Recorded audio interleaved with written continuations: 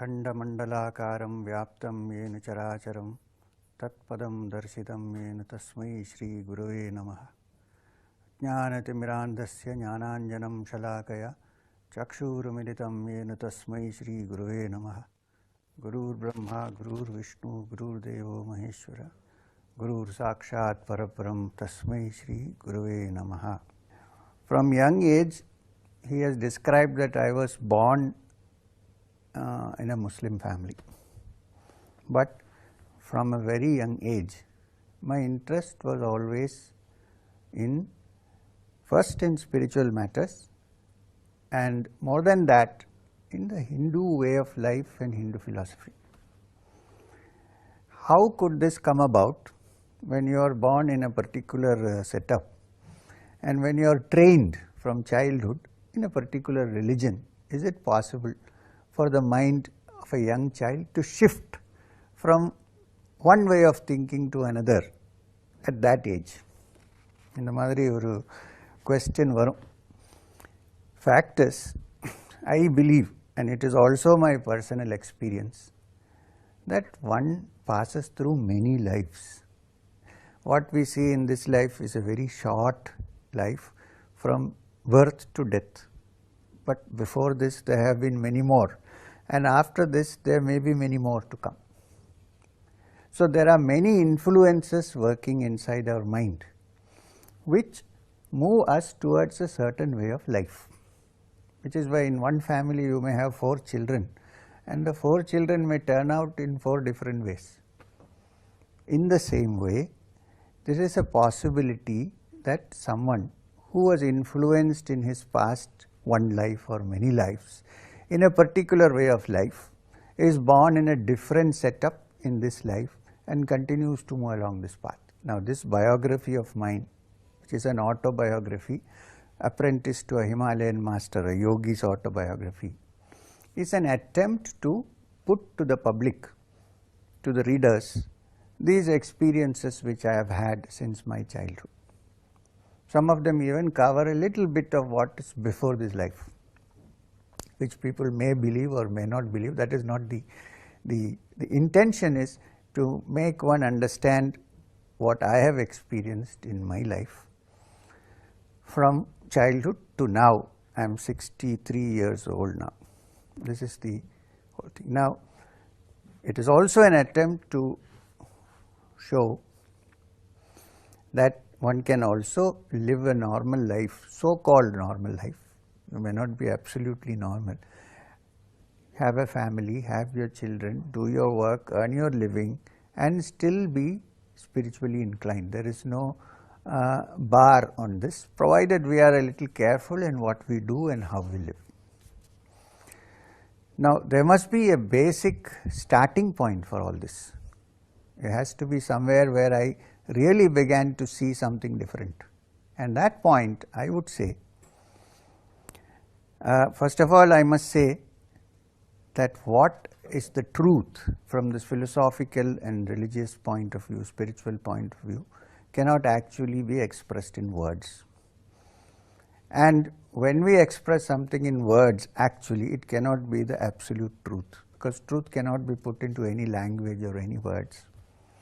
So we can only describe our lives and how we are connected to that truth. We cannot actually describe the truth because it is not possible to do so humanly. So what I am trying to start with now is the first point, which you might call the first impulse, which prompted me to move in this direction of understanding the spiritual truths. Why understanding the spiritual truths? Going from the southern end of India, which is in Kerala, in Trivandrum, go straight up to the Himalayas at the age of 19. Now there has to be something that ignites this, some process, some impulse, and that impulse, I will tell you a little story about how this happened to me when I was a small child of around 8.5, 9 years old. Now, as already I told you, my parents belonged to the Islamic religion. They were not orthodox, but they followed generally the principles. And I was the eldest son among 3. And among 3 children, and therefore they had great hopes that I would also take up some kind of a business career and make money as they did. So we were financially quite well off when I was a child, and this was in Trivandrum, which is the capital of Kerala. Although I was born and brought up in Kerala, we used to speak Urdu at home because we do not originally belong to Kerala, but we are 100 years ago settlers to Kerala from the north. Now, behind our house in Trivandrum, which many of our friends have seen the house, there was a very big backyard, the garden, and in that backyard there was a jackfruit tree, big jackfruit tree. Tamil என்ன சொல்லுவாங்க அது jackfruit, panaskkai, something like that. Okay. Under the jackfruit tree one evening when I was playing and when everybody else had gone home, it must have been around 6 o'clock, 6:15 in the evening, I saw under the jackfruit tree, which is in the last end of the garden, somebody standing. Now, there was nobody there before, but then when I turned and looked, the person was standing there again. I looked from far. He was a tall man, very fair, bare-bodied, except for a small cloth around the waist, and long hair which was matted and kept like a crown on the head. And he was wearing some beads in his neck, which now I know were the Rudraksha beads, but then I did not know. I have never seen Rudraksha in my life at that age. And he had a water pot in his hand, which now I identify as a kamandalu. So I looked back and he waved his hand in a gesture saying, "Come forward." Normal reaction is at this time to be afraid and not go, because there is a stranger standing there, we don't know where he has come from. But I moved forward, and as I approached him close by and stood looking at him, I think I was quite stunned, because I was just looking at him and wondering who is this man, because the eyes were extraordinarily bright and large. He gestured for me to go closer, so I went closer. He put his hand on my head and said in Hindi, "When the time comes, everything will be all right." That's the only sentence uttered. "Jab samay hoga, sab theek ho jayega." Now, because we speak Urdu at home, I understood exactly what he said. And then I stood rooted to the spot looking at this person. After some, I don't know, maybe few seconds, he told me, "Wapas jao, go back." So, like a robot, I turned and went back towards the house. Now, the last door at the back of the garden is the kitchen door. So, I came up to the kitchen door and I turned round to see if there was anybody under the jackfruit tree. There was nobody under the jackfruit tree. I am not saying that I saw him disappear, but when I turned and looked, there was nobody there. Now, I went into the kitchen and I remember that my mother was cooking something.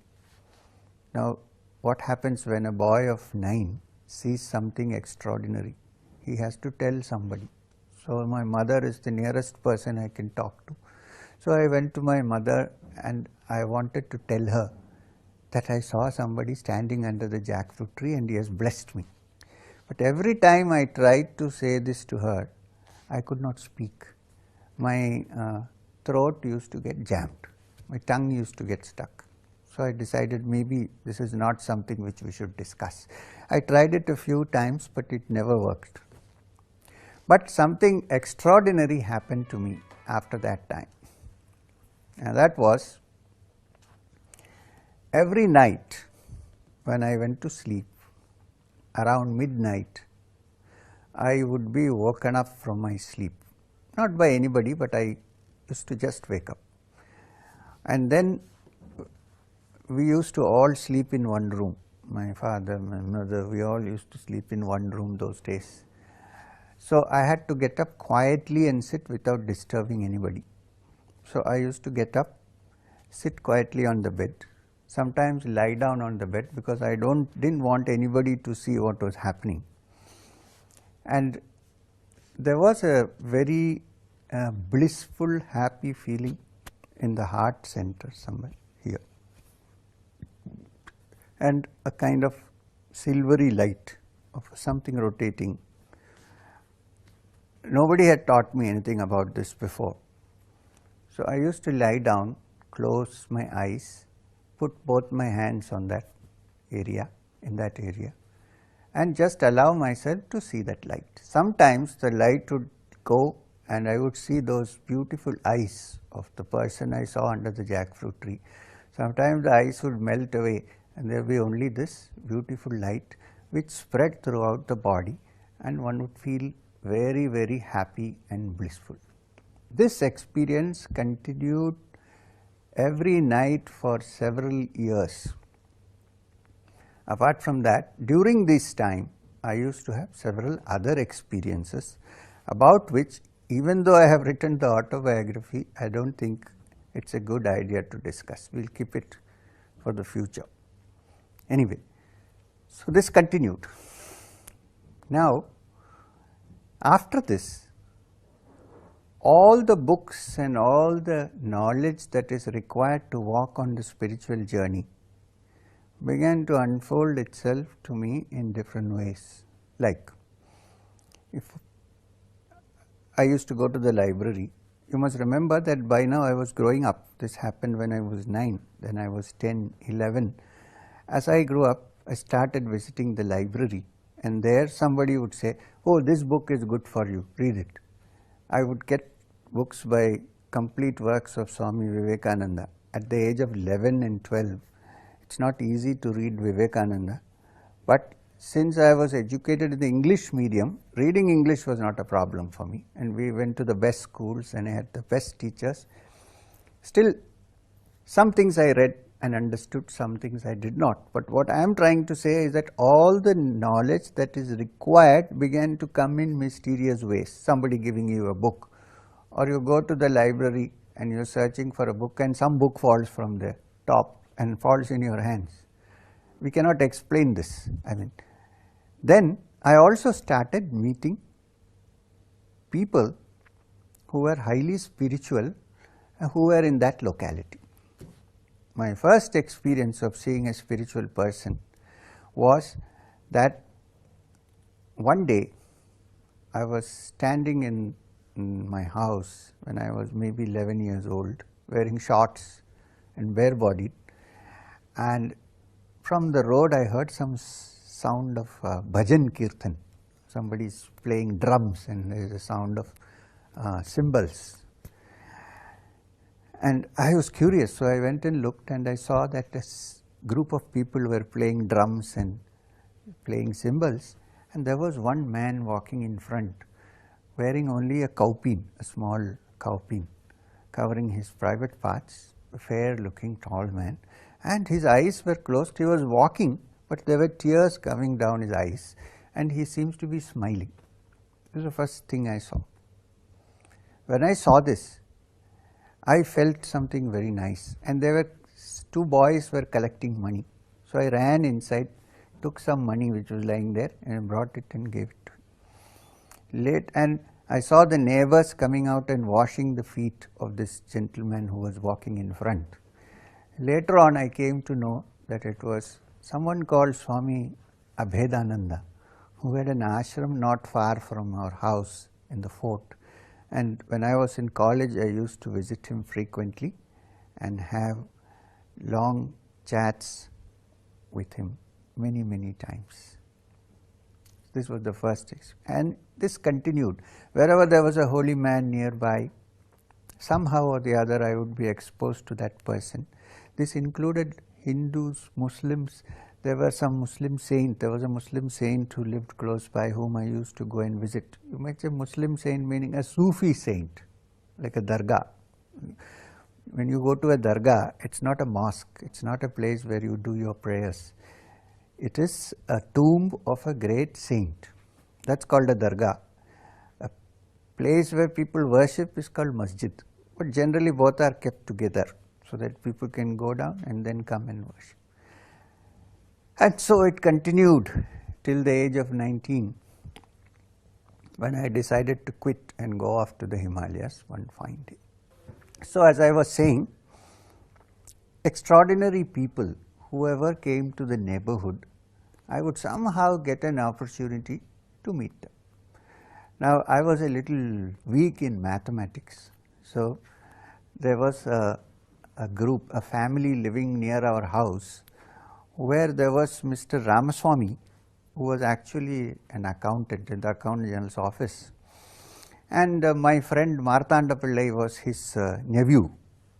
Marthanda Pillai later on became a very famous neurologist in Trivandrum. He was head of the Department of Neurology in Trivandrum. Now he runs his own hospital.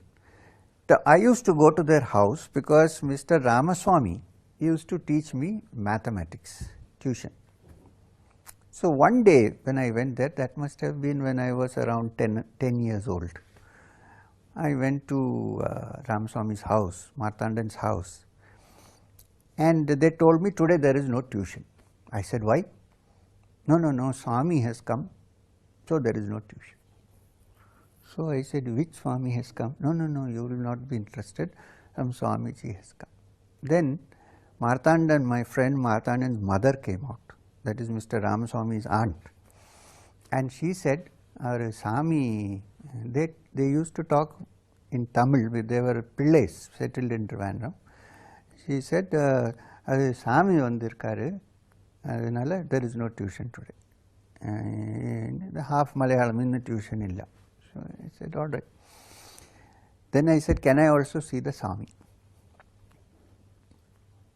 She said, I will have to find out, you stand here. So she went inside. It was a small house with little doors, old model house. She went inside, and after some time she came out and she said, come inside. So I go inside. There is a small drawing room, very small.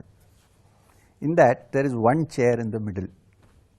On that chair somebody is sitting. Agarbattis are lit and some people are standing around like this. And there is a man sitting in front. Now normally if you see a Swami, you will think somebody with kashaya, vastra or some matted, nothing.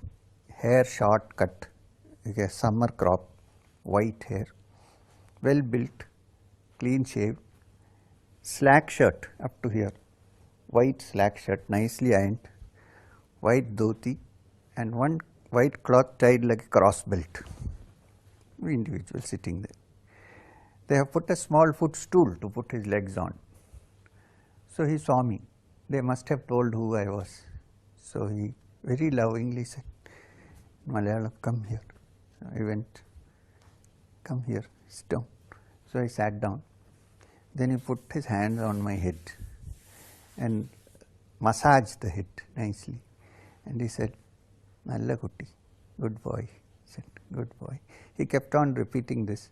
And then I looked at his eyes. Now these eyes were also quite powerful. They were not so big, they were small eyes.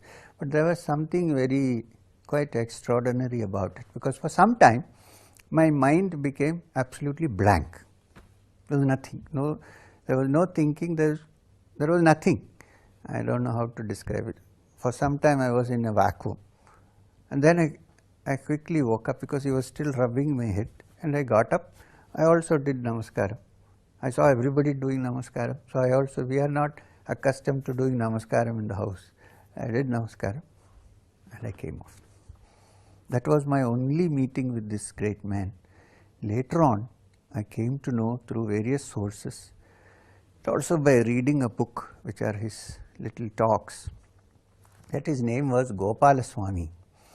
His name was actually Gopala Pillai, and he was working in the Accountant General's office or something, took voluntary retirement. He was there, and I don't think he was in the Accountant General's office. He used to go to court every day because he had many property cases. And he was unmarried, but he was a great saint. Now this Gopala Swami was like an ordinary man in the sense that he didn't change his clothes, he didn't wear saffron robes, he didn't have matted hair, nothing. But he was not married, he was single, he had a large family. And every once in a week in a homeopath's clinic in a place called Pujappare, at midnight he used to have some satsangs. And during that satsangs, even sannyasins in that area used to come and attend to this satsang. And he did not have any organization, he did not have any board, any name. Because his name was Gopala Pillai, everybody called him Gopala Swami, that's all. That's all. Many years later, I came across a book which is a collection of his discussions, satsangs, which was called, now I forget the name. Anyway, when I read that, it was in Malayalam, Arul Murigal. When I read that book, then I discovered that this Gopala Swami, this great person, was a person who had reached the heights of spiritual understanding and illumination, and trying to explain this in simple language to people. Now, Vedanta is a very highly abstract way of looking at truth. It's not for everybody. Now, Gopala Swami must be given credit for making it so simple that any ordinary man could understand what he was trying to say. He has quoted many wonderful books as he talked.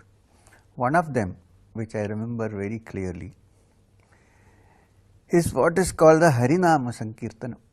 In the Harinama Sankirtanam, it always is like a Sankirtana. Sankirtana means in the evening all the family sits together in Kerala and sings like a bhajan, Harinama Sankirtanam.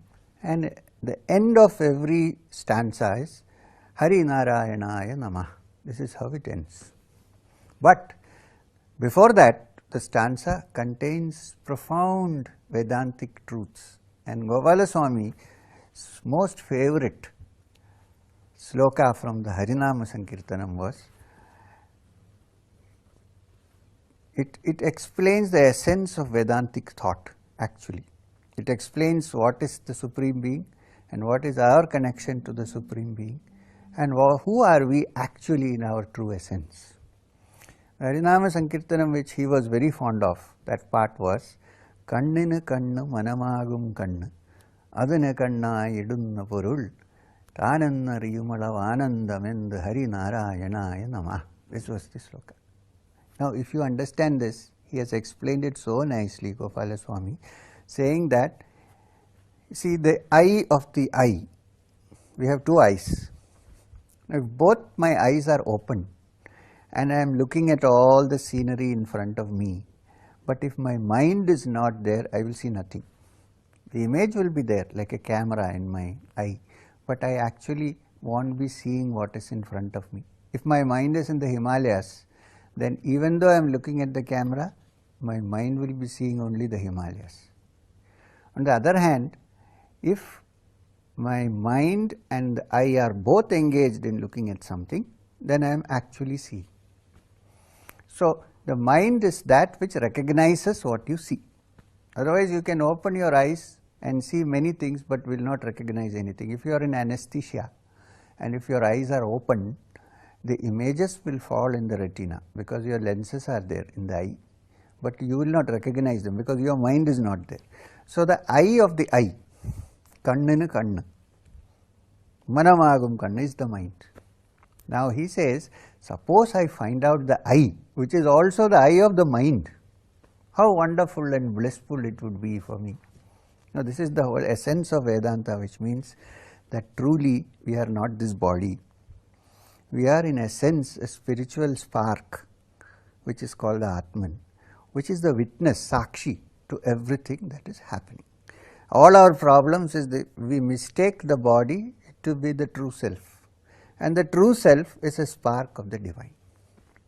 So, such wonderful teachings were put by Gopalaswami in such simple language, and later on when he passed away, there is a story, it is very interesting, told to me by my friend the doctor who was a neurologist, who is now a neurologist. Said he was admitted to hospital because he had some stomach problem. They wanted to operate him because they suspected something in the tumor in the intestines, so they gave him anesthesia. So, in the middle of the anesthesia, after the operation was done, the anesthesia remains for some time.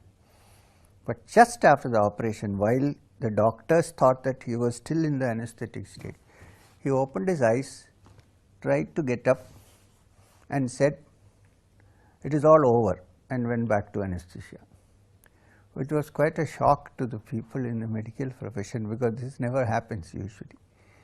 And he passed away in the operation table. No elaborate samadhi.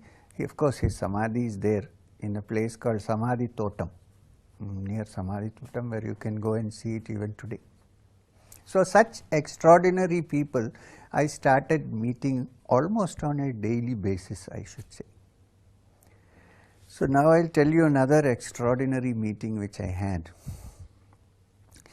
In Trivandrum, on the beach, near the Shangamugam beach, there is a tomb of a Muslim saint, and that tomb is called Bhimapalli, where lots of people go there. Now there is a mosque also there, but it is a dargah, basically a tomb, samadhi of somebody. Bhima, BV, is supposed to be the saint who is buried there. People who are possessed or so called possessed, who are mentally ill, they are taken there and tied to the trees, and they are supposed to be cured after some time. So, my grandmother, some of my uncles, we all went to Bhimapalli one day when I was a small boy, maybe 10 years, 11 years old. While we were in and when we came out, I used to be very frightened of the place, because suddenly you see people screaming and jumping, saying, "We are possessed, please don't harm us, don't kill us," and things like that. So, I used to be very frightened. So, I came out of the dargah and I was standing outside the gate when I saw a naked man walking. He looked like a complete madman with mud all over his body and no clothes, and he was walking across, and behind him there were many people following with their hands like this. So, I could not understand anything. I came out, then he saw me and he looked at me. Then in Tamil, extraordinary, because we are talking about Kerala, in Tamil suddenly he said, "Pavam, nalla paiyan," like that. And then he took some mud and sand and threw it like this at my feet, and he went off. I was quite astonished. In fact, I was frightened because I thought it was a madman. Later on, many years later, I discovered that he was a Sufi saint whose name was Kaladi Mastan, and who used to be naked most of the time. When you say naked, that means he has no consciousness of the body. Like a baby which is born has no consciousness of the body, doesn't need any clothes. He was like that. Whenever people gave him a mundu, dhoti, he used to tie it and walk around the fisherman's colony, and some fisherman will come and say, "Swami, mundilla," you open it and give it to him and come away naked. Such a person. And later on in life, I had some extraordinary experiences with Kaladi Mastan Sahib. I remember that once when I was, we will shift to when I was 16, 17 years. I went once saying that I will go and meet Kaladi Mastan, whom I had met as a small child. So, we went there. I went there alone. I saw him sitting in front of a small tea shop, tea kade, hotel, and drinking tea, keeping it there, smoking a beedi or a cigarette, then throwing it off, again smoking, throwing it off, like a madman. And he was always laughing and talking to somebody. We cannot see anybody. So, anybody would think that he is a completely madman. Sometimes I wonder if we are mad or they are mad. I think they must be thinking that we are completely mad, because we live in a mad world, while we think they are mad. Anyway, so he was sitting there in front of the tea shop, sipping tea. I went. There's a big crowd, so I stood around. Suddenly he saw me in the middle of the crowd. Inge va, he said. So I went and sat down. Most of the time nobody knows what he talks. It is neither Tamil nor Malayalam. It's simply a babble. And then half the tea was drunk. If you look at him, his teeth, they're so black, you would think that he has even brushed his teeth since his birth. He was drinking that tea, half the tea. He put back half the tea into the cup. He gave it to me and he said, Kudi. So I was in a dilemma whether to drink this tea and get sick or to refuse to drink. So that hotel owner was standing next to me. He said, Kudi, drink, drink. So I drank it. Then again the same thing. Periya Thiridan, he said. Periya Thiridan, Thiridit Poidon. Like that he said. So I thought, why is he calling me a Thiridan? I mean, I have never stolen in my life anything. So I thought, I must be a bad man, so he is calling me a Thiridan. Later on, when I met my master, Babaji, he suddenly reminded me once. He said, did so and so call you a thief? I said, yes. He said, do you know the story of Krishna stealing butter? I said, yes. Then he said, that kind of stealing is when you steal somebody's heart. He said, when you fall in love, what do? Do you go and ask legitimately, give me your heart? You steal it, right? I said, yes. He said, that is what he meant. Then only I was relieved that he was not calling me a thief. So it's extraordinary that somebody should say like that to me. Anyway, I came away. Then I started practicing a lot of Hatha Yoga and Pranayam and all that. And one day something went wrong or right, I cannot say. There was a rush of energy in my system and I forgot where I was. I had gone actually to the seashore and I forgot. For many days I didn't go back home because I was not aware what had happened and I was wandering around the seashore, apparently. So the hotel owner where Kaladi Mastan used to sit told me that he found me one day in this state and he brought me to Kaladi Mastan, who was then not in front of the hotel, he was on the beach near the sea. So I believe he took an old bucket and filled it with sand and put the whole sand on the head, covered the whole thing and massaged, and after some time I opened my eyes and I asked him, where am I? So, which means that there was some connection between him and the experience which I had, or he was trying to save me from some extraordinary, the practice of certain forms of yoga and pranayam are fraught with danger unless you have a teacher, proper guide, because you are dealing with your nervous system, you are dealing with your brain, which is the controlling center of the whole body.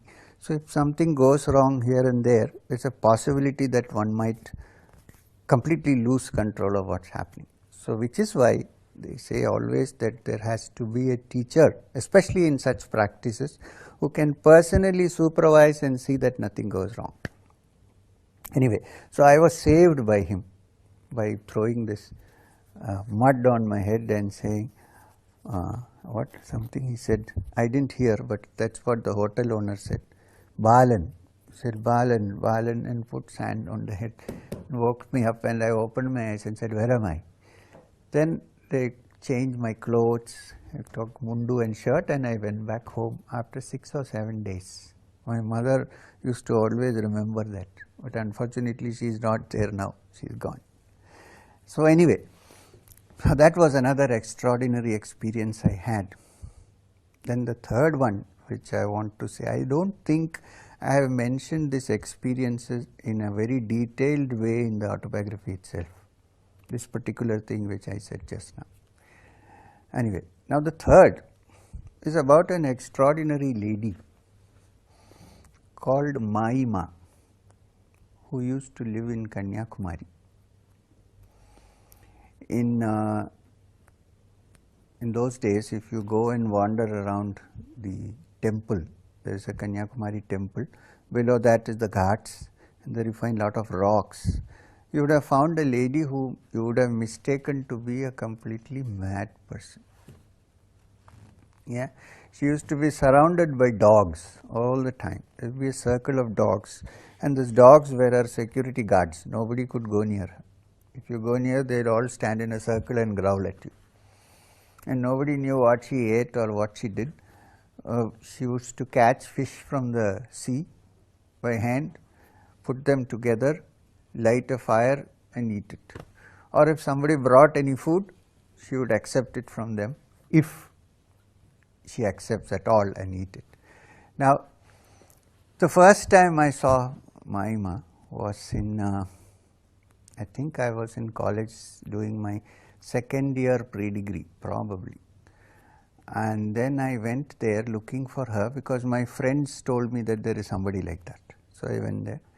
I was sitting in a hotel having my lunch because I was very hungry when I found her coming. So the hotel man said, if you offer some food, she may take it. So I bought some food and she went off. Nobody actually knew what language she spoke in, but I guess it was Bengali. So I followed her with the food and the dog started barking. Then she said something to the dogs and the dogs kept quiet. So I went, I offered her the food. First she fed the dogs. After feeding the dogs, she gave me a little bit to eat. Then she ate a little bit of food. So I was confident, now I am safe. Then I sat near her near the rock and she just kept looking at me laughing. She was completely naked. She must have been around, she looked quite old, maybe 60, 70 years old, 75 years old.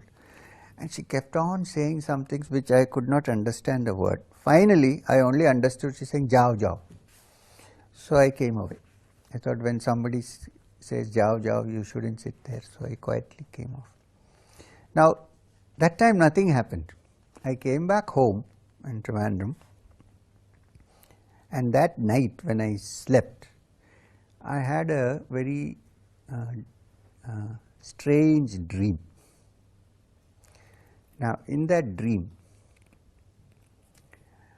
I am sitting under a big tree. I can't remember the tree. 3 roads are meeting, and the tree is in the middle of the 3 roads, like a traffic island. And I am sitting under the tree, and in the dream, I am very, very thin, and like all bones are seen. I am sitting cross-legged in Padmasana and trying to meditate. Then from one of the roads, I see Maima coming. And in the dream, she is very tall, she is huge, and she has a stick in her hand and a small container in her, something she has. She comes. And then she asks me for food. Now, I have no food. I am myself in a kind of starving condition. I said there is no food. Then I search around, and in my dhoti I find a small container. In olden days, film rolls used to come in aluminum containers, long film rolls. So something like that, one container. So I open it, and there are 2 grains of rice in it. So I give the 2 grains of rice to her. She eats it. Then after that she says, "Close your eyes." So I close my eyes. She takes that container from me, puts it between my eyebrows and applies pressure. And then from here, absolute blissful feeling comes, and my whole body is in that very blissful, semi-conscious state, I must say. But that is not the end of the story, because when this happened, I woke up. And when I woke up in my bedroom, from then till probably the afternoon, till around 4 o'clock, even though the dream was over, the feeling of that bliss and that some kind of a drunken kind of feeling, like you're drunk, you're intoxicated, that feeling remained till 4 o'clock in the evening. So much so that my mother thought that I was sick because I could not have breakfast. I sat but I couldn't eat. I couldn't have lunch. So I went and lay down and enjoyed the bliss. I was enjoying, but others thought that I was sick. Now this continued till 4 o'clock in the evening that day. Third time I went to see Maima. There was no dog, nobody there. She was alone and it was evening. I missed my bus and went very late. She didn't say a word. She just got up from there and embraced me and held me in her arms for quite some time. I was expecting that she's so full of dirt that there will be some bats, but there was a lovely smell like incense being lit. And she held me for quite some time, muttered something like moaning sound, and then suddenly let go of me and said, "Jao, jao." So I came off. So this is another extraordinary experience which came to me unasked. Not that I was looking for an experience, but things seemed to happen like that. Now there were many temples around this area in Trivandrum, and I used to go and frequent many of these temples, sit down in the evening, talk to them. By the time I was in college, so inside the fort there was the ashram of Swami Abhedananda. You might remember that I talked about him when I was a small child and he was walking on the main road with the kirtans going on. So it went on, and I used to go to meet him whenever he was in the ashram to sit down and talk to him, and he would always advise me. One day I told him that I have picked up the practice of Kundalini Yoga by reading Swami Vivekananda's Raj Yoga, and I am doing some pranayam. So he got very worried. He said, "You don't do all that, you don't need to do all that. Bhakti is the best thing for this Kali Yuga. You just chant the name, sing the names, do kirtanas, be careful, don't do all that." And he would never let me go without having food with him. I saw him like that many years. I learned many things from him, especially on the Bhakti scriptures, because every evening he used to have a small satsang. So I used to go and join the satsang, sit there, listen to him, and then he would say, then kalichittu ponam, keto, you must eat something and go, don't go otherwise. So like this my life expanded. I used to go to school and college, but my interest was not in the subject, which is why my sister became an IAS officer and I ended up running around the Himalayas. Anyway, it doesn't matter. So this was my life. Then every time I went and sat in the beach or in the evenings and looked up at the clouds in the sky, I used to always imagine the Himalayas. I never thought there were clouds. I thought there were snow-clad mountains, and there was this pull to go to the Himalayas. Meanwhile, I had read most of the literature available on these topics. Vedanta, Brahma Sutras, Upanishads, mostly without any help from anyone, but I think the help was there in the form of blessings from all holy men. Then, when I was 19 years old, I had just finished my second year in the college. The results had not yet come, and I decided that I will have to quit and go away to the Himalayas for some time. I thought that this particular setup in my home was not ideal to my spiritual fulfillment. I thought I need to go to the Himalayas. Perhaps somebody was waiting for me. Maybe there is a guru waiting for me. I was not sure, but there was something that pulled me irresistibly towards the Himalayas, which for thousands of years have been a place from where wisdom has come to this country. All the great sages, the Bhagirathi flows from there. Himalayas are well known in the Puranas, in the Itihasas, even in the textbooks on Vedanta. Many of the rishis taught from the Himalayas. So I decided I must go. Now I had some pocket money with me. Immediately My only interest was that. I went and bought some tickets to Delhi, to Chennai, from Chennai to Delhi, from Delhi to all unreserved, because you cannot suddenly get, and then from there to Haridwar. The train used to go right up to Haridwar, Rishikesh in those days. Then I went to Haridwar. And a new chapter started for me in my life.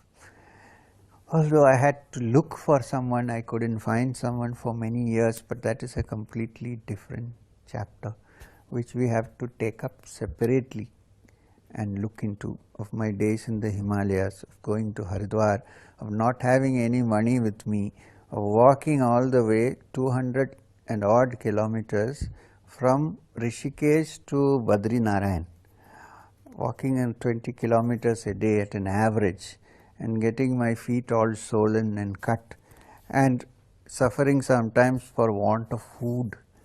Now that is a separate chapter. In the last episode, I was saying that I was all packed and ready to go to the Himalayas. On the threshold, getting ready, packing up. Basically, packing up means not much luggage, but winding up and freeing myself to move towards the Himalayas. Now, before I go into that, I must mention a few things before we start, which I shouldn't forget to mention. One was my first visit to a temple. My first visit to a temple in my life. I had never before got into a temple because, as you all know, I was born and brought up in a Muslim family. We were not allowed to go to temples. It so happened that Model High School, where I went to school, was not very far from a Subramanya temple. There's a Kartikeya temple there, Subramanya temple, in a beautiful campus with a lot of peacocks. The males danced and the females just stood there. And you could hear the sound of the peacocks all over the place from the campus. And it was like a hillock. And on top of that was a beautiful old Subramanya temple. Now, the priest of the temple was I forget his name, but he was a Tulu Brahmin from speaking the Tulu language from Karnataka. And his son Srinivas Rao was my classmate. So very often when I passed the temple, I used to think, maybe I should go and see the temple, what is inside. I've never visited a temple. So one day, Srinivas invited me to his house, because the priest was also staying there in a small little house. So we went there, and I was just hanging around the campus. His mother went to make a cup of coffee for me. They make very good coffee, filter coffee. So I was sitting and talking to Srinivas when I saw his father coming. His father was a tall man with sharp nose, hair tied up in a big juttu at the back. He came and he said, oh, Srinivas introduced me. So he said, oh. He said, I'm going to the temple for puja. Suddenly I asked him, can I also come? So he looked at me carefully, a very orthodox man. He said, oh, you can come, but you cannot enter in the sanctum sanctuary. You have to stay outside. So he went there, and then I heard the sound of bells ringing. I was outside. After a while, he pulled the curtains. I saw a beautiful Subramanya standing there with a veil in his hand. And on both sides, there were two Shaktis. Subramanya has two consorts, so on both sides. So after that, when we came out, after the puja was over, he gave me the prasadam. He came out, sat down, had a cup of coffee. Then I asked him, this Subramanyam is what? So he said, Subramanyam is the son of Shiva. He's a god for us, and he flies on peacocks at a very high speed. So I said, but have you seen him fly in the peacock? I was a small boy. Have you seen him fly? He said, some things cannot be seen by ordinary eyes. Certain things can only be seen with extraordinary eyes, which most people don't possess. If you purify your life and improve your mind, then you may be able to see such things. Otherwise, nobody can see such things. So I dropped the question of asking him whether you have seen it. I just kept quiet. I thought it would be wrong and insulting to ask him that question. Then I asked him, what about the two Shaktis standing around? Does he have? He said, they are his two consorts. I said, so gods have two wives, is it? So he smiled and said, yeah, they have two. Like Muslims, they have 4 or 5, he said. So I didn't want to say anything. I just looked at him and smiled and came away. After that, I used to quietly, surreptitiously get into the Subramanya temple. And when nobody was around, make a quick pradakshina and come out. That was my first entry into the temple. I mentioned it specifically because that was my first time that I ever saw the insides of a temple, and I was fascinated by the concept of Subramanya, who in Tamil Siddhars called him Saravana Bhava. The mantra itself is Om Saravana Bhava. He is supposed to be also the god of meditation, the Skanda, which is the leader of all the Ganas of Shiva, and the god of meditation. He is mentioned very often in the Tirumulars, Tirumantiram, many times as Kartikeya, the mystic yogi. Okay. Now the second thing I want to mention before the Himalayan trip was, which is very similar. I had another friend who was a Palghat Iyer, whose father, his parents settled from Bombay and came and settled down in Trivandrum. His father was working in the LIC, but he was also the trainer for the badminton team of the LIC. He was a very good badminton and tennis player. His name was Vishwanath Iyer, and my friend, his son's name was Ananta Narayan. He lives in Palghat now. Now I used to go to Ananta Narayan's house, which was not very far from our house, and mainly to eat very good sambar and idlis and vegetarian food.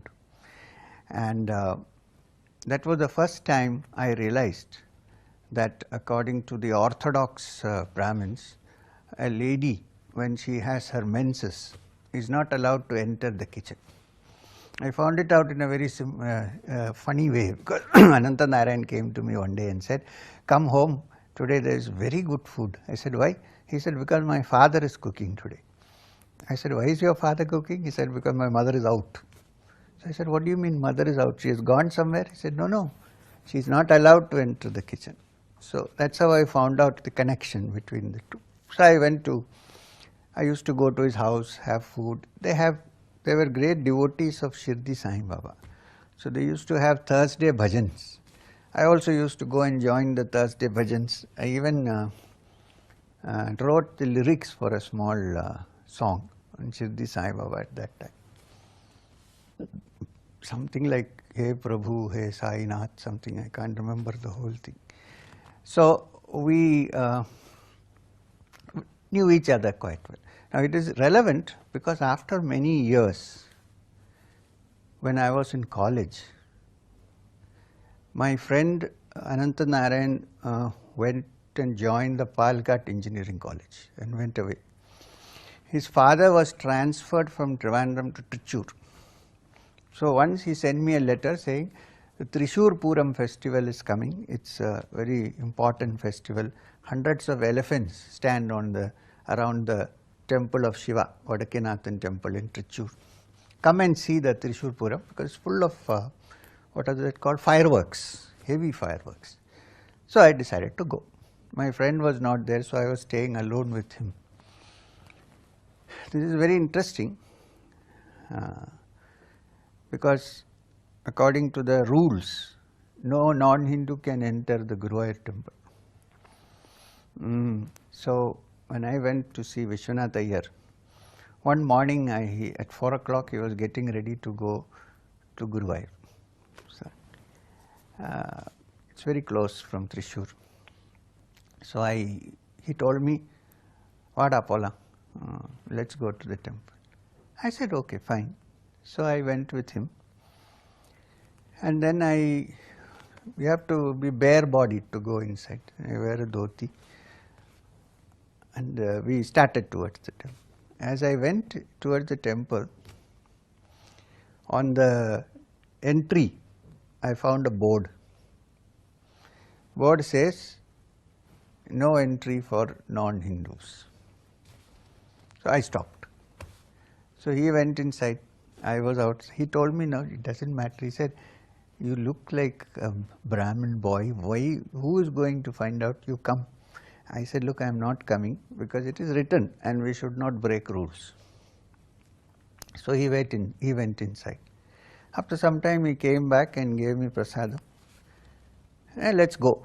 I said, look, I am not coming now. You go. I know the bus. You give me some money. So I got some money from him. And he said, I will be back by evening. So he went off. It's a beautiful atmosphere around the Guruvayur temple. So I went and I waited for some time, hung around. Then when I came near the gate and saw the board, I had this unbearable pain that I could not go into the temple. So I sat just outside and started crying. So I was crying very badly actually. My whole body was shaking. Some people came around, stood, what happened? They thought some pain or hungry or something. I said, no, nothing. After some time they all went off. They thought must be mad, God knows what. So I got up from there, went near the temple tank. There's a beautiful temple tank there. So on the tank there is a parapet. So I sat under a tree near the parapet, wiped my tears and lay down and looked up at the sky and fell asleep. I was tired also, so I just fell asleep. Now in the sleep I had a very beautiful dream. I can't say it is a dream or a vision, but it was a dream, but it was a very vivid dream.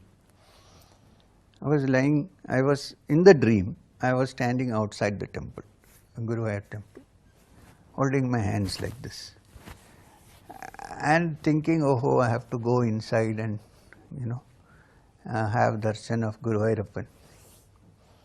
Then from suddenly inside I heard somebody blowing the conch. So even in the dream I am thinking, oh, the pujari is performing the puja, he is blowing the conch. Then the conch sound, the shank sound became louder and louder, and it was reverberating in my head like a bomb. And then from inside I saw the small place where the deity is kept. It's called Garbhagriha. Garbha, Sanskrit, Garbha means womb, and Griha means house. So womb, house, that means deep inside, like a child. So that Garbhagriha was coming out of the temple and becoming bigger and bigger and bigger and coming near the gate. And inside that I saw this little boy standing and playing and laughing and saying, come, come, like that. So in the dream I was saying, Yamaram, I'm coming. And I woke up. So when I woke up, I decided that this is a good signal. Now what there is board or no board, I am going to go inside. So I went inside, had darshan, took a pradakshina, took the prasadam and came out.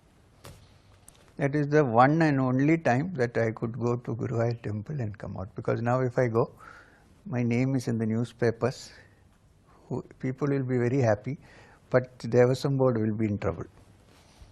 So this I had to mention because this was kind of preparatory to my going to the Himalayas.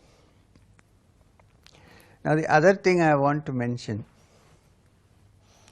is the meeting with another great yogi, a Paramahamsa, who also looked like he was completely mad.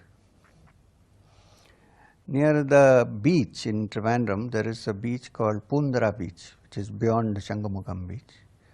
There used to be a person, nobody knows where he came from and nobody knows where he went afterwards. He disappeared after some years. They didn't even know his name, so they used to call him Pundara Swami. He used to be a man with matted hair and wearing a small cowpin and sleeping on the sand. And his pillow was always a heap of sand on which he kept his head and slept. And he hardly talked. Whatever food was offered by the fishermen, he ate. You can't say as vegetarian, non-vegetarian, whatever the fishermen offered, he ate. People say that if they offered him liquor, he would drink that also. But people used to go and stand around and bowed out. He would not allow somebody to touch his feet or anything. And he looked so wild that people were very frightened of going close to him. So one night I went, one evening, stood near him and was looking at him closely.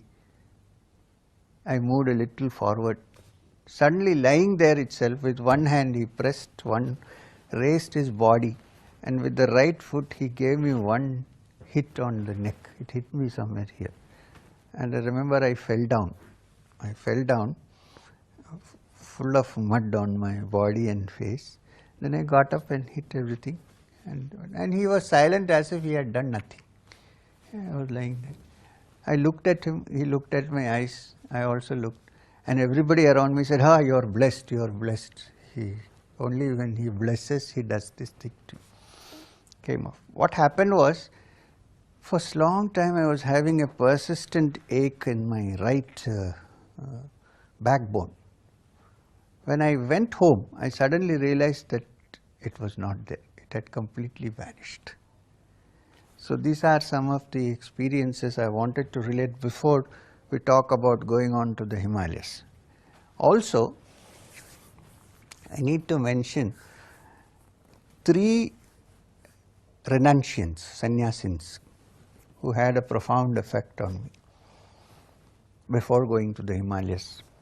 One was Swami Abhedananda, who I have already mentioned, whom I met as a small child when he was doing kirtan and walking on the street, and how I used to go and meet him and get a lot of understanding about what bhakti means. He was basically a bhakta, Swami Abhedananda.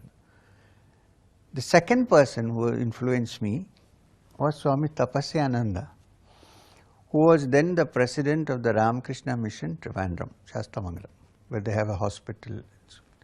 As a young boy, I used to, when I was in school and in college, I used to go on Sundays and meet him and talk to him. And we also used to go and meet another professor of Malayalam, who was a great teacher of Vedanta, Professor Balakrishna Pillai.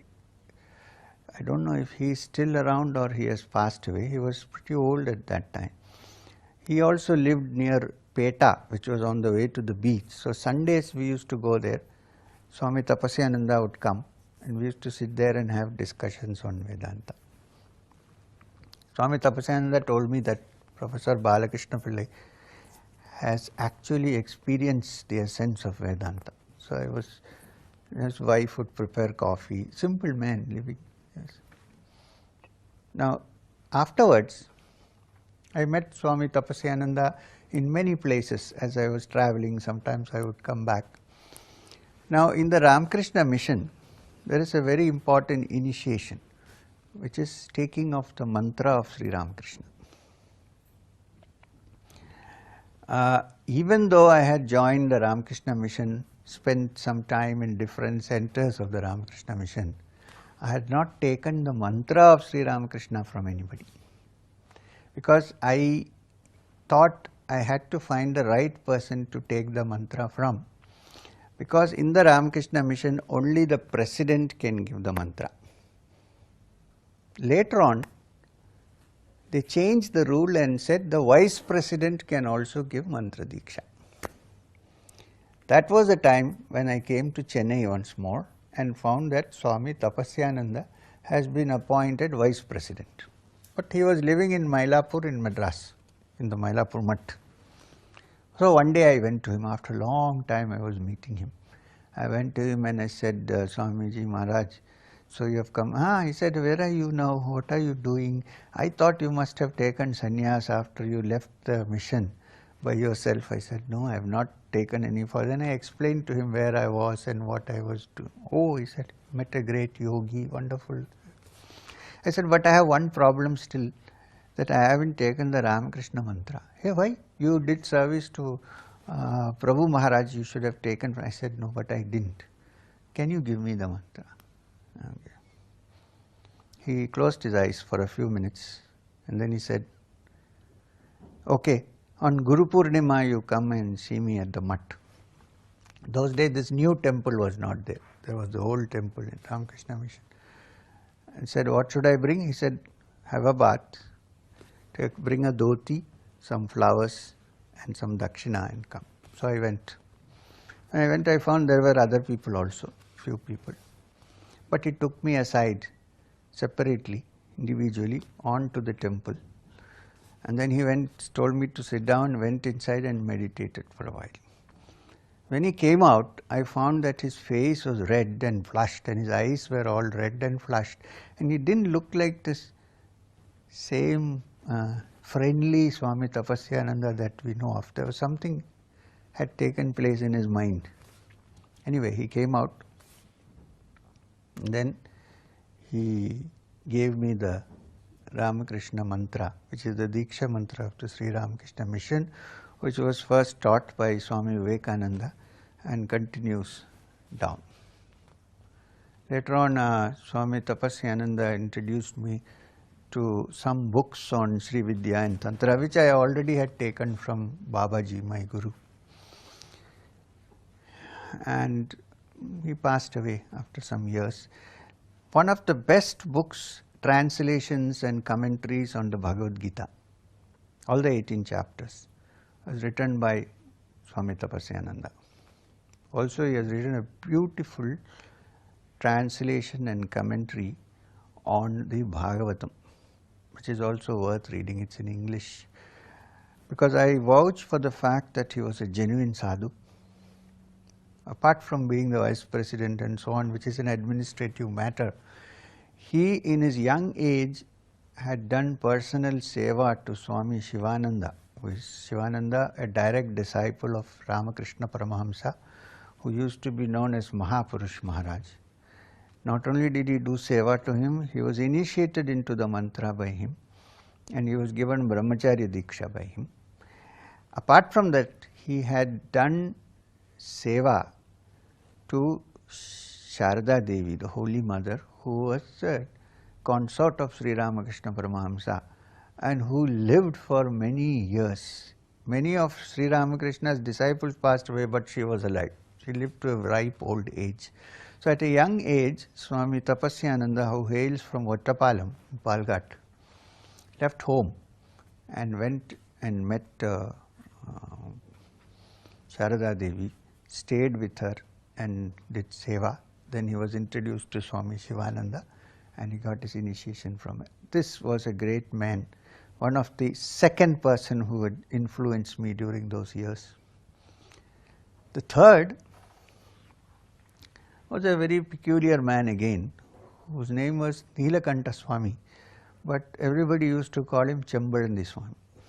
He used to live in a remote village on the outskirts of Kerala, of Trivandrum, called Chambarandi, which also happens to be the birthplace of Sri Narayana Guru Swami. There, story is that he used to be a tea shop man who used to make tea in a small tea shop. But he was a great bhakta of Sri Rama. So very soon, in his sankalpa, he began to think of himself as Hanuman and worshipped Rama as his god. As years went by, he became so involved in the identification with Hanuman that he closed up the tea shop and everything and used to spend most of the time on the tree, eating nuts and things like that. And after some time, people found him to be a very holy man who, when he blessed, things happened. So they built a small cottage and asked him to come and settle down there. So he was living in that small cottage, and everybody used to call him Chambarandi Swami. Now the college where I went to was not very far from there, the new Loyola College which had started. So one day, one afternoon, I cut class and went towards the Chambarandi and saw him sitting in a thatched hut with a thatched hall also in front. So I went and met him and did pranams. He was also a matted haired man with a long beard and wearing a small cloth, loin cloth, very, very thin, extremely thin, almost bones. He called me near to him and put his thumb in the middle of my eyebrows, forehead, pressed it for some time, and I felt something very tangible happening inside my system. This was before I met Babaji. I came back and I found that I was in a very calm and tranquil meditative state. But even though he was a great holy man, he was a very, very practical man who could see through pretenses very, very easily. I remember that we used to have a gathering. So everybody was sitting there together. Suddenly he asked, which deity is worshipped most in Kali Yuga? Which is the favorite god of Kali Yuga? So many people asked, offered their opinions. Somebody said Murugan, somebody said Shiva, somebody said Krishna, it went on like that. He kept quiet. He said, anybody? Who is the favorite god of Kali Yuga? No answers. He refused everything that they said. He said, no. Adalla, adalla. And finally, he said, shall I tell you? Shall I tell you? They said, yes, Swami, please tell us. Chakram, he says, money. That is the favorite god of Kali Yuga. If that is there, everything is there. If that is not there, you will become a mad fellow like me, he said, and laughed loudly. Now, you can understand. And he had a favorite statement for Ramayana. When somebody asks, what is the definition of Ramayana?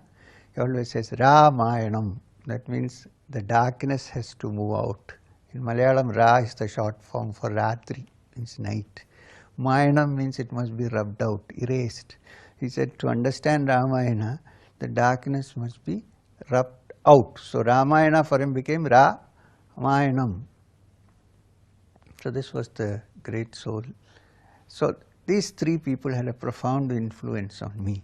Before I decided to step out of home and be on my own, so their blessings were always on me. So this is what happened before I started off. By the time I was 19, around 19 and a half, I had written the exams, my final exams, and the results had not yet come. This irresistible desire to go to the Himalayas was kind of eating up all my thought, my mind, my soul, and I was wondering what to do. But then the practical side of my mind came into the picture, and I said to myself, let's make a trial run, because I had never left home before all alone and gone in a place like that. So I said, let's have a trial run. A friend of mine, a relative of mine actually, an uncle told me that there is a beautiful place in a place called Puttalpudur, which is in Tamil Nadu, which is close to the Tamaraparni river and not very far from Tirunelveli. There, he said that there is a small Sufi setup where Sufi practitioners live together and do their practices, and it also is supposed to contain a small dargah, a shrine, where the sandals of Abdul Qadir Jilani, who is the founder of one of the great Sufi orders called the Qadiriya order of the Sufis, are supposed to be kept there. So around that this controlled by someone who is the landlord there, who is called the Inamdar, and who is also the head of the Sufis, the Sheikh, the Guru of all the Sufis in that area. So I went with an introduction from my uncle, went and met the Inamdar, I forget his name now. They used to live in a big bungalow in the premises of the Dargah. So I went there, and he said, you can stay with me in our house, and he was very interested in discussing matters with me. I found that he was very interested in Vedanta, yoga and things like that. I said, look, I don't want to stay in your house. Can I stay quietly in any other place inside the premises? So he gave me a small cottage, which is like the ones the other Sufis were living in. So I spent some time there, trying as much as possible not to meet people or make any networking, and remaining alone, not talking, doing my meditation. I was also having daily discussions with the Inamdar, the Sheikh, the Guru there, about Sufi teachings and the Qadri order and what are their meditation techniques. And the Qadri order has a great deal of pranayam as part of their devotional exercises. So I spent some time. It was nice, very beautiful.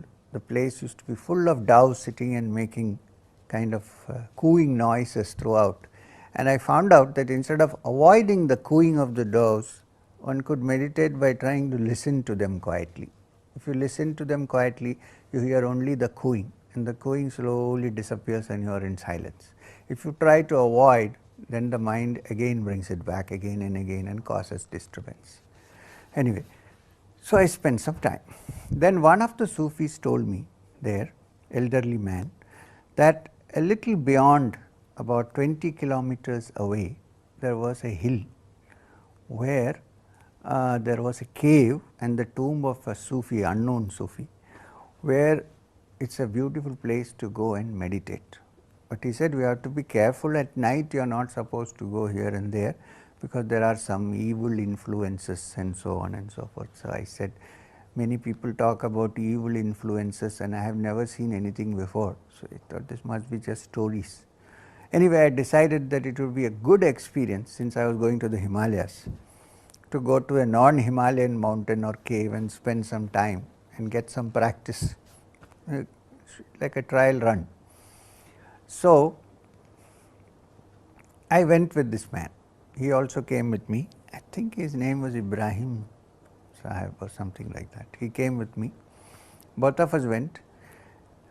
We had to go through forest areas, and in the forest areas one would get suddenly frightened when you see huge images made of clay of some gram devatas and all sitting there with big eyes and canine teeth coming out. So anyway, we travelled, and by evening we reached the cave, the hill with the cave and a little tomb. Now there is no place there, you have to sleep on the slope.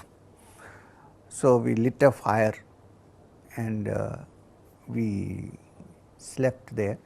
We decided to sleep there. Of course, Ibrahim Sahib had his own little drum which he played and sang some nice Sufi songs. So sat there. Then I decided to do my pranayam and meditation.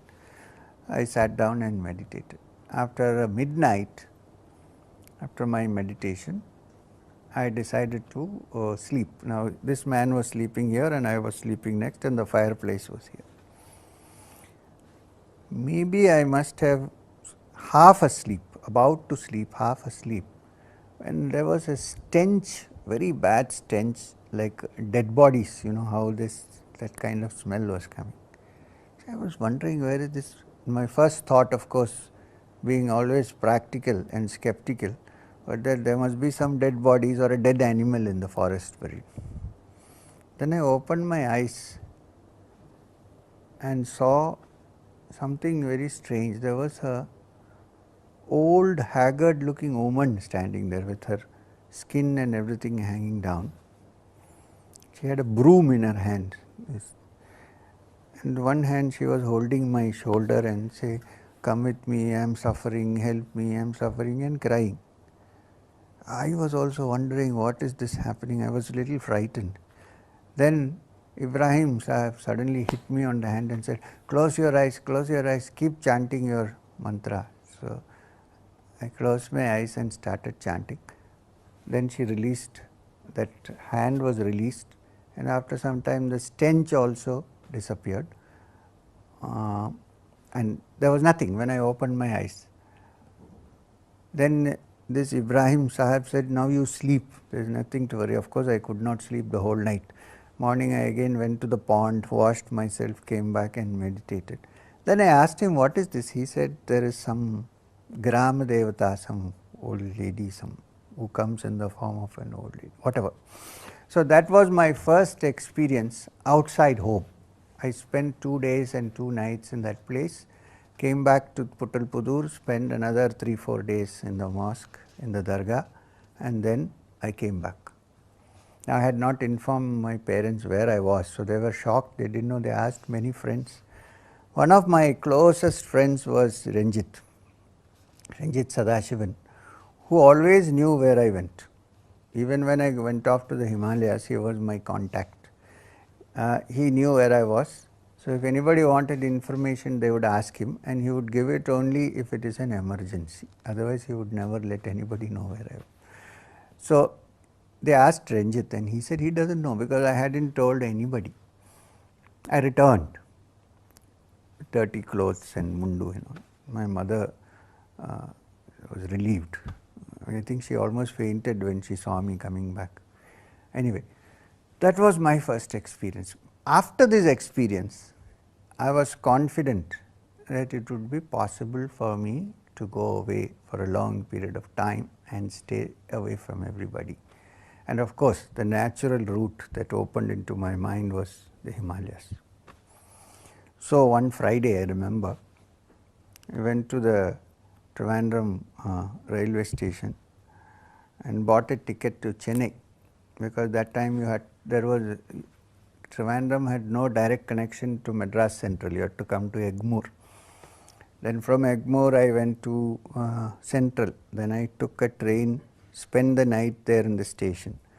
Took the train to Delhi. It used to take many days to reach Delhi, 2 days, 3 days, 2 days. So I reached Delhi. From Delhi I took the next train to Haridwar. Haridwar, I went to a barber and got my head shaved except for a little hair here, wore a brahmachari dress, gave away everything, had a bag with the Bhagavad Gita, a pad and a pencil and a water pot which I bought in Haridwar. And with that, now if you look like a brahmachari, then you can survive in those places, there is nothing to worry. So with that, in that vesha, in that dress, I went all over Haridwar, looking around temples, different ashramas, meeting different heads of ashramas, talking to them.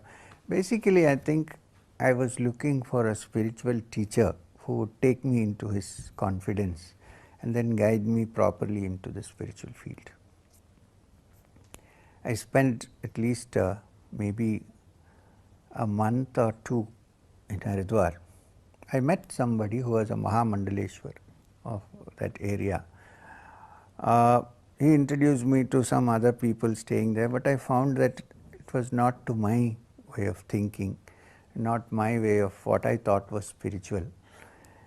Apart from the fact that there were people who thought he was a young educated man and were trying to make marriage matches for me in the ashrams. So I quietly left the place and went off to Rishikesh. Rishikesh, I spent some time, 2-3 months at the Shivananda Ashram, which is called the Yoga Vedanta Forest Academy of Shivananda Saraswati. When I went there, Swami Shivananda Saraswati was not there, he had already attained Samadhi. But his disciple Swami Chidananda was there, a very holy, saintly soul, very thin, tall and soft spoken. And I spent some time there. One day, I met Swami Chidanandaji and had a long personal chat with him. He inquired where I came from, what I was doing. And he said, I think you are not satisfied with all this that is going on. you are probably looking for something different, maybe higher up in the Himalayas. But be careful, there are also many frauds here who say, oh, in 3 days you can get moksha, or who will take money from you, do all kinds of things. Then there are ganja sadhus who do nothing but simply smoke ganja and waste their life. So there are all kinds of people. Be careful, but anytime you are leaving this place, please inform me before you go. I said, fair enough, Swamiji, I will do that. So I stayed there for about 3 months. At the end of 3 months, I went and told him, tomorrow morning I would like to leave because I want to go further up to the Himalayas. He said, all right, how are you going? I said, I am going walking. He said, do you have money? I said, no. He said, do you want to take some money? I said, no. He said, okay, God bless you, and put his hand on my head. I said, all right. So next day, early in the morning, I set out. The same, only one pair of change, dhoti and kurta, half sleeve kurta, bag, kamandalu. Sometime I walked with my rubber chappals, Hawaii chappals. After some time I found that it was difficult to walk with them, so I threw them away. So I walked. My aim was to reach a place called Vashishta Gufa, which is about 21 kilometers from Munikireti in Rishikesh. So I went, walked, and I got very tired. I had some little bit to eat somewhere in a little ashram, nothing much to speak about. I kept walking and walking till my feet became swollen. I had never walked 20 kilometers at a stretch before in my life. And the bottom of the sole of my feet was all swollen like rubber. When I finally reached Vashishta Gufa. There, the Vashishta Gufa is located on the banks of the Ganga. From the road you have to go down the steps deep down, and there is a cave there. So when I went there, Swami Purushothamananda, who used to live in Vashishta Gufa in those days, he had passed away, he had attained Samadhi, and a brahmachari who was serving him was there. There was nobody there. There were a few cows.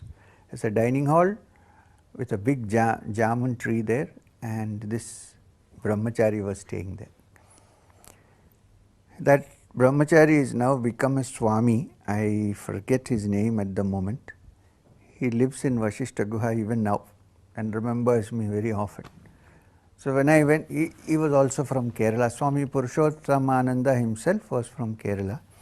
He was a disciple of Swami Shivananda of the Ramakrishna Mission, Mahapurush Maharaj, and also of Nirmalananda, another disciple of Ramakrishna Paramahamsa.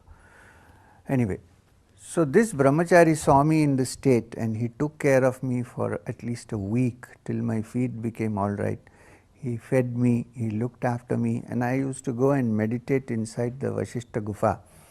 Vashishta Gufa is a beautiful place to meditate. People who have come with me on these my Himalayan trips later on, they will vouch for the fact that once you enter the cave, it's absolutely quiet. You only have a humming sound and quietness and darkness. There are no lights there. If you sit down and meditate, you just fix your attention on the humming sound. It's like pranava, Om being chanted over and over again, and you can go into very deep meditation. I think it will work for people who have also not meditated before. Anyway, so I spent 4-5 days there. Just from the banks of the Ganga, if you walk further up, there is a cave on the top called the Arundhati cave. But I was not aware of its existence at that time. Later on, when I was wandering with my guru, Maheshwarnath Babaji, we have spent many days in the Arundhati cave. That time I didn't know about the Arundhati cave. Anyway, after a few days, I told this Swamiji, this Brahmachari ji, that I am going now. I have to go to the Himalayas, further up to Badrinath. So again I started. By then my feet had got cured, and they became good enough. It's about a month, I think, good enough for me to walk. So then from then on, I never wore any chappals or sandals. I walked barefoot because the soles of the feet had developed calluses and they had become like soles of chappals. Anyway, so I walked, and then that day by evening time, I was going through the forest and I was feeling hungry and wondering what to eat, what to do. There was no ashram in sight. When I saw a man coming from there, collecting firewood and going. So he asked me, "Oh Maharaj, Brahmachari ji kahan ja rahe ho? Where are you going?" I said, "I am going to Badrinath." He said, "Is there any place to rest here?" He said, "If you can walk 2-3 kilometers with me, you can come and stay with Babaji." When I heard the word Babaji, I was astonished. I said, "Maybe the same Babaji about whom I have heard, about which we have read before." So I didn't know that all Vaishnava sadhus of the Vaishnava Sampradaya in the north, they are all called Babajis. Anyway, so I said, "I'll come." So he took me down near the Ganga. You have to descend about 1 kilometer, and there was a little ashram with a Krishna temple, and there was a Vaishnava Babaji sitting with all namams, big man, and there's a small community staying there. When I went, Aarti was about to be performed. So with the ringing of the gong and all that, they performed the Aarti. I sat down. Then he told me that I found this brahmachari on the way. He is going to Badrinath. So that Babaji was a very kind soul, very nice soul, man. So he said, "Okay, you have your prasad now, and then we can discuss." So I had whatever food was there. And then I went to see him, and he sat down and he had a long chat. He gave me after talking to me for 15 minutes, he said, "Do you want the Krishna mantra? I can give it to you." I said, "Well, I'll be very happy to take it, but I am actually in search of a guru." And he said, "All right, but I can give you the mantra." He said, "There are many gurus. Upagurus are those who help you go towards the real guru." Such an humble man. He said, "It doesn't matter, you still take the mantra from me." So he gave me a Bija mantra of Krishna from the Vaishnava Sampradaya. He belonged to the Gaudiya Math. So I spent the night there. Next day morning, I said to the Babaji, "I am going further up, I am coming." He said, "I am very happy that you are searching for the truth and for a guru and so on, and you will definitely find the guru. My blessings are with you. But you remember one thing, if you think of taking sannyas, which means becoming a renunciant, giving up the world, it's a very lofty ideal which everybody cannot do." Said only few people can take sannyas, everybody cannot do, because it is such a difficult life. Don't think that it is full of, because you have no work that you will be happy. It's not like that. It's a difficult work. He said to take sannyas really, it's like climbing up the steps and going to the heights. Now after going to the heights, if you fall down from that height, you'll probably break your bones and it will be very difficult to get up again. You'll have multiple fractures, he said. This is the word used.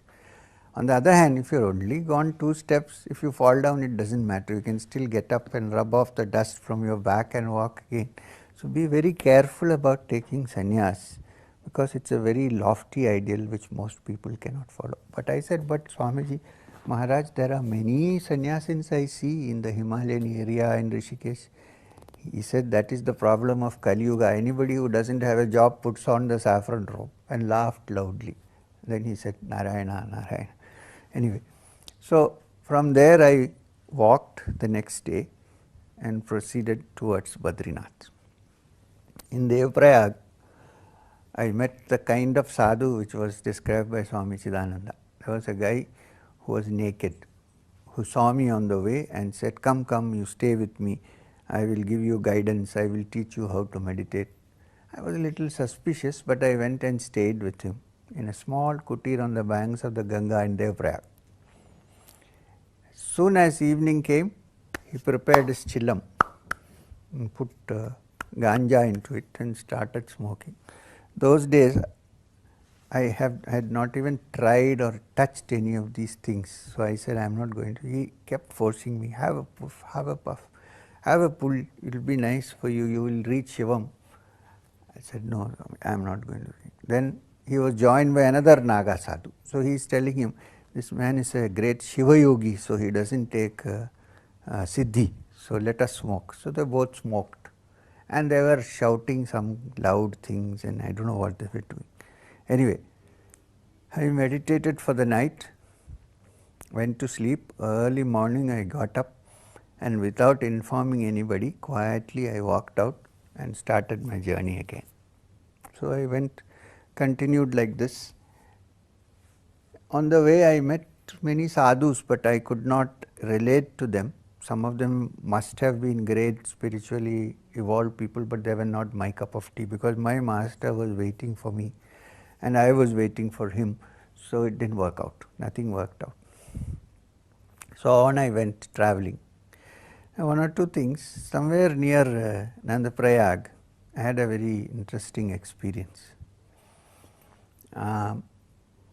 When I reached there, it was evening, and there was a temple, small temple there, and the priest of the temple was winding up and going home, a Garhwali priest. So he told me, okay, you can sleep here if you like, but there is no food. There is a banana here, you can take it and sleep. I will see you in the morning. So I said, all right. So there is no other place to go. In fact, that temple is still there. Even if you go in the bus on the road, you can see it on the left. It's a Shiva temple. So I was settling down in the temple, when suddenly I heard somebody saying Ram Ram. So I look out of the kutir and I see a man standing there. He says, Maharaj, you must be very hungry. Can I get some food for you? Actually, he said, can I get some bhiksha for you? I said, all right, sure, because I was really very hungry. So he said, shall I bring it here? I said, are you living close by? He said, I am very close by, just on the other side. I said, you don't have to bring it here, I will go there. So I went to his house, and his wife was cooking inside. He was a tailor, he had only one sewing machine there, wearing a white kurta and pajama, a Gandhi topi like thing on it. And his wife made pulkas and sabji and all hot. I was so hungry, I ate the whole thing. And while I was eating, I noticed this man was standing there and crying. So it didn't strike me. I said, why is this? Maybe out of happiness he is crying. So I asked him what happened. He said, you know, I am a Harijan. I am untouchable in this village. No sadhu comes to our house and eats. We are not allowed to go to the temple also. No sadhu comes and eats. So I am filled with joy that God has sent somebody to our house to eat. So that's why I am shedding tears. I am crying. I was very touched by it. Then in the night I went to the temple and I slept. Early in the morning the priest came and started shouting and abusing me like anything. He said, get out from here, you have spoiled the temple. I said, but why? He said, how could you are a sadhu, how could you go to that Harijan's house and eat? You have polluted yourself and you are coming here after that and you have polluted the temple. I have to wash it many times before I go.